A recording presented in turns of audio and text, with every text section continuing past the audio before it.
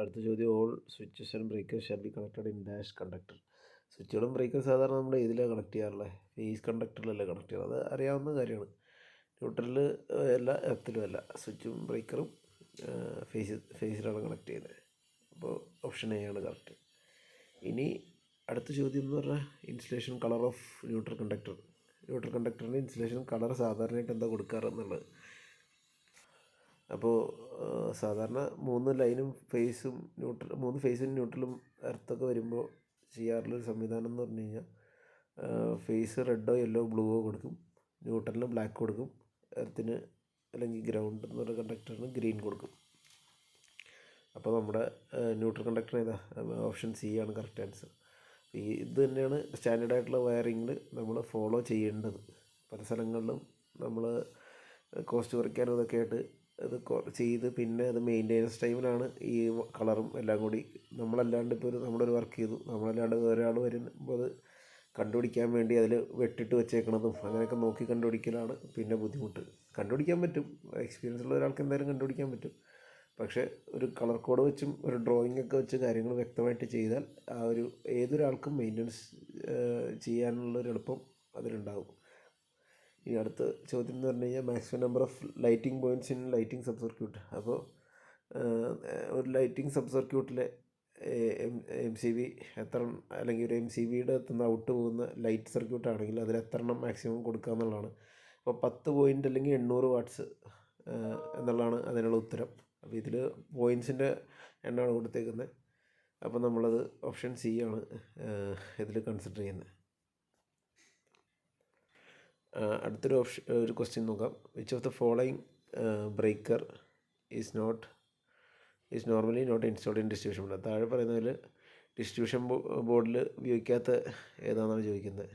അപ്പോൾ നമുക്ക് ഇതിലിപ്പോൾ 4 ഓപ്ഷൻ കൊടുത്തിട്ടുണ്ട്. MCCB, RCCB, RCBO, VCB. അപ്പോൾ RCCB എല്ലാവർക്കും അറിയാവുന്ന കാര്യമാണ്. നമ്മുടെ ഷോക്കിൽ നിന്ന് പ്രൊട്ടക്റ്റ് ചെയ്യുന്ന ഒരു എക്യുപ്മെൻ്റാണ് RCCB. അപ്പോൾ അതെന്തായാലും DBയിൽ ഉപയോഗിക്കുന്ന കാര്യം അറിയാമല്ലോ. അപ്പോൾ അത് നമ്മുടെ DBകളിൽ നിർബന്ധമായിട്ടും ഉപയോഗിക്കാൻ പറയുന്നതാണ് RCCB. അതും ഉപയോഗിക്കുമ്പോൾ തന്നെ എത്ര മില്ലി ആംപിയറിൽ ട്രിപ്പ് ആവണം എന്നുള്ളൊരു കാര്യം കൂടി അതിൽ നോക്കി. അത് ഇമ്പോർട്ടൻ്റ് ആണ്. 30 മില്ലി ആംസിൽ ട്രിപ്പ് ആവണം റെസിഡൻഷ്യൽ പ്രോജക്റ്റ് ആണെങ്കിൽ. അല്ലാത്തതിലൊക്കെ നമുക്ക് 100 മില്ലി ആംസിലൊക്കെ ട്രിപ്പ് ആവുന്നതൊക്കെ ഉപയോഗിക്കാൻ പറ്റാറുണ്ട്. അപ്പോൾ അത് വിശദമായിട്ട് ഒരു RCCBയുടെ ഒരു സെഷൻ നമുക്ക് നോക്കാം.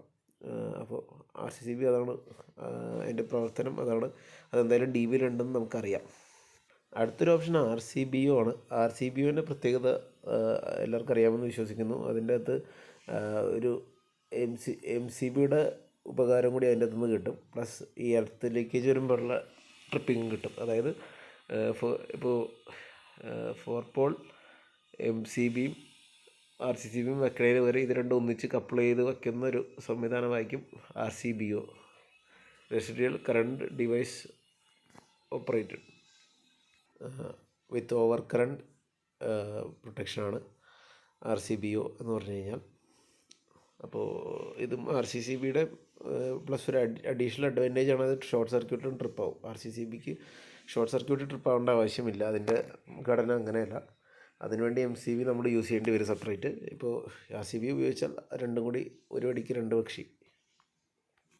പിന്നെ MCCB മൗൾഡഡ് കേസ് സർക്യൂട്ട് ബ്രേക്കറാണ്. അപ്പോൾ ഇതും സാധാരണ പാനലുകളിലൊക്കെയാണ് കാണാറുള്ളത്. എന്നാലും നമുക്ക് വേണമെങ്കിൽ DBകളിൽ ഉപയോഗിക്കാം. ചെറിയത് DB കുറച്ച് വലുതായിരിക്കണം. വെർട്ടിക്കൽ DB അങ്ങനത്തെ ഇതിലൊക്കെ നമുക്ക് ഇതൊരു DBയിൽ MCCB വയ്ക്കുന്ന ഒരു സെറ്റപ്പാണ് കാണുന്നത്. അപ്പോൾ MCCB DBയിൽ ഉപയോഗിക്കാൻ പറ്റും എന്നുള്ള ഇതിൽ നിന്ന് നമുക്ക് മനസ്സിലാക്കാം. വെർട്ടിക്കൽ DB ആണ് ഈ കാണുന്നത്. അപ്പോൾ അവിടെ ഓപ്ഷൻ നോക്കുമ്പോൾ വളരെ കെയർഫുൾ ആയിരിക്കണം. നമ്മൾ പെട്ടെന്ന് MCCB കാണുമ്പോൾ പറ്റുമോ ഇല്ല എന്നുള്ള കൺഫ്യൂഷൻ വരരുത്. അടുത്ത വരുന്ന ഓപ്ഷനാണ് വാക്യൂം സർക്യൂട്ട് ബ്രേക്കർ. അപ്പോൾ കണ്ടാലറിയാം ഇവൻ വലിയ ആളാണ്, വലിയ പുള്ളിയാണ്. ഇതൊക്കെ HT സൈഡിൽ ഉപയോഗിക്കുന്നതാണ്. അപ്പോൾ ഇത് നമ്മൾ 11 kV 33 kVയുടെ ഇതിലും അതിന് മുകളിലുള്ള സാധനങ്ങളൊക്കെ ഉപയോഗിക്കുന്നതാണ്. അപ്പോൾ നമുക്കത് ഒരിക്കലും എന്തായാലും DBയിൽ കൊള്ളാൻ പറ്റില്ല എന്നൊക്കെ മനസ്സിലാക്കാം. അപ്പോൾ നമ്മുടെ ഓപ്ഷൻ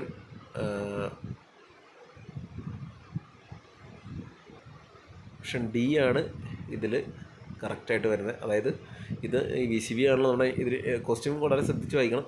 താഴെ പറയുന്ന ഒരു ബ്രേക്കർ ഒരു ഡിസ്ട്രിബ്യൂഷൻ ബോർഡിൽ സ്ഥാപിക്കാൻ പാടില്ലാത്ത അല്ലെങ്കിൽ ചെയ്യാൻ പറ്റില്ല എന്നുള്ളൊരു സാധനം ഏതാ? VCB ആണ്. ഇനി അതിനോട് ചേർത്ത് പറയേണ്ട ഒരു സാധനം കൂടി ചോദിച്ചിട്ടുണ്ട്. Which of the following is not residual current device. അപ്പോൾ നമ്മളിപ്പോൾ പറഞ്ഞുകൊണ്ടിരുന്ന കാര്യമാണ് ഈ ട്രിപ്പാവുന്ന കേസുകളൊക്കെ പറഞ്ഞിരുന്നു, ഷോക്ക് അടിക്കാതെ ട്രിപ്പാവാൻ. അപ്പോൾ റെസിഡ്യൂൽ കറണ്ട് എന്ന് പറഞ്ഞാൽ ആ ഒരു സംഭവമാണ്. നമ്മുടെ ഏതെങ്കിലും കാരണവശാൽ നമുക്ക് നമ്മുടെ ഏതെങ്കിലും ഒരു അപ്ലയൻസ്, ഏതെങ്കിലും ഒരു ഉപകരണത്തിന് അതിൻ്റെ ബോഡിക്കോ ഏതെങ്കിലും എർത്ത് ലീക്കേജ് വന്നാൽ അത് എർത്തായിട്ട്, അതായത് അല്ലെങ്കിൽ ഏതെങ്കിലും ഫേസ് വയറോ അതായിട്ട് എർത്തായിട്ട് ബന്ധം വരുമ്പോൾ ഉടനെ അതിനെ റെസിഡ്യൂൽ കറണ്ട് എന്ന് വിളിക്കും. അപ്പോൾ ആ കറണ്ട് മൂലം ട്രിപ്പാവേണ്ട ഡിവൈസുകളാണ് ഈ റെസിഡ്യൂൽ കറണ്ട് ഡിവൈസ് എന്ന് പറയുന്നത്. അപ്പോൾ ELCB, എർത്ത് ലീക്കേജ് സർക്യൂട്ട് ബ്രേക്കറൊക്കെ അതിൽ ആ ഗണത്തിൽപ്പെടുന്ന. RCCB, RCBO ഇപ്പോൾ ഞാൻ പറഞ്ഞിരുന്നു. അപ്പോൾ അതെല്ലാം അതിൽപ്പെടുന്ന. അതിലിപ്പോൾ കൂട്ടാൻ പറ്റാത്ത ആളാരാ? MCCB ആണ്. MCCB എന്ന് പറഞ്ഞാൽ എന്തിനാണെന്ന് വെച്ച് കഴിഞ്ഞാൽ മോൾഡഡ് കേസ് സർക്യൂട്ട് ബ്രേക്കർ എന്നാണ് അതിൻ്റെ ഫുൾ ഫോം.